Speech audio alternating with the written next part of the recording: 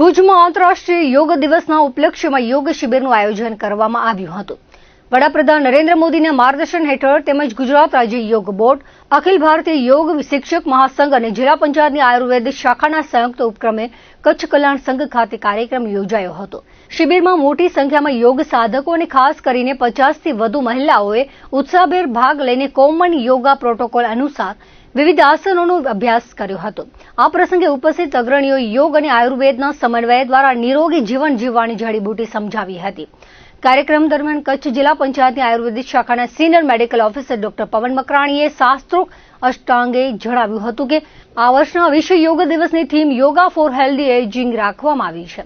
ઉંમર વધવાની પ્રક્રિયા કુદરતી છે, પરંતુ યોગ દ્વારા વૃદ્ધાવસ્થાની નકારાત્મક અસરોને ચોક્કસપણે અટકાવી શકાય છે। આજના સમયમાં ખોટી આહાર વિહારની શૈલીના કારણે ડાયાબિટીસ, બ્લડ પ્રેશર અને થાઇરોઇડ જેવા નોન કમ્યુનિકેબલ રોગોનું પ્રમાણ ખૂબ જ વધી ગયું છે। નિયમિત યોગાભ્યાસ દ્વારા બીમારીઓથી મુક્ત મેળવીને સ્વસ્થ તેમજ દીર્ઘાયુ જીવન જીવી શકાય છે।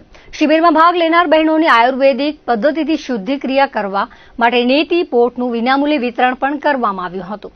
કાર્યક્રમમાં તાલીમ આપનાર કેન્દ્રીય વિદ્યાલયના આર્મી સ્કૂલના શિક્ષિકા અને પરમાનંદ યોગના યોગ શિક્ષક જાનકી જોશીએ પણ કાર્યક્રમની રૂપરેખા આપી હતી।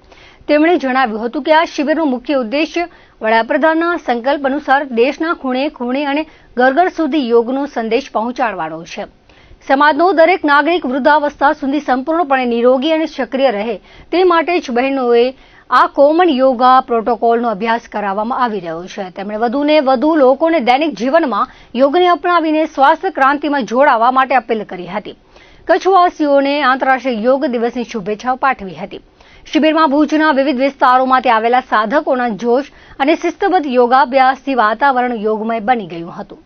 આજે અમે 21 જૂન આંતરરાષ્ટ્રીય યોગ દિવસ 2026ના ઉપલક્ષ્યની અંદર માનનીય વડાપ્રધાન નરેન્દ્ર મોદીજીના માર્ગદર્શન હેઠળ અને ગુજરાત રાજ્ય યોગ બોર્ડ, અખિલ ભારતીય યોગ શિક્ષક મહાસંઘ અને જિલ્લા પંચાયત આયુર્વેદ બ્રાન્ચ તેમજ ગુજરાત રાજ્ય યોગ બોર્ડ દરેકના અમે અનુસંધાનની અંદર આજે અમે લોકોએ આ કાર્યક્રમ અહીંયા આગળ યોજ્યો છે।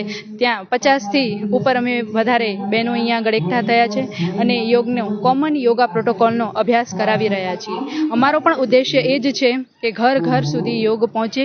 જે આ વખતની થીમ છે કે યોગા ફોર હેલ્ધી એજિંગ, તો વૃદ્ધાવસ્થા સુધી પણ બધા નિરોગી રહે અને કાયમ યોગ કરતા રહે, યોગથી લોકો વધારે જોડાતા રહે, એવી જ હું જાનકી જોશી મારા તરફથી અપીલ કરું છું અને બધાને ફરી એકવાર 21 જૂનના આંતરરાષ્ટ્રીય યોગ દિવસની ખૂબ ખૂબ શુભેચ્છાઓ। આજે અહીં અત્રે કચ્છ કલ્યાણ સંઘ ખાતે પરમાનંદ યોગા અને આઈએનઓ સંસ્થા તરફથી આયોજિત યોગ શિબિરમાં આપણે નેતીપોટનું વિતરણ કરવામાં આવ્યું અને જે લેડીઝ બહેનો આવ્યા છે યોગ સાધકો, એમને આયુર્વેદ વિશે અને યોગ વિશે થોડું માહિતીગાર કરવામાં આવ્યું। યોગ એટલે આપણે છે ને શાસ્ત્રોમાં એને અષ્ટાંગ યોગ કયું છે, યમ નિયમ આસન પ્રાણાયામ પ્રત્યાહાર ધારણા ધ્યાન સમાધિ। આ વર્ષે આપણે યોગની જે થીમ છે વિશ્વ યોગ દિવસની થીમ એ આપણે યોગા ફોર હેલ્ધી એજિંગ છે।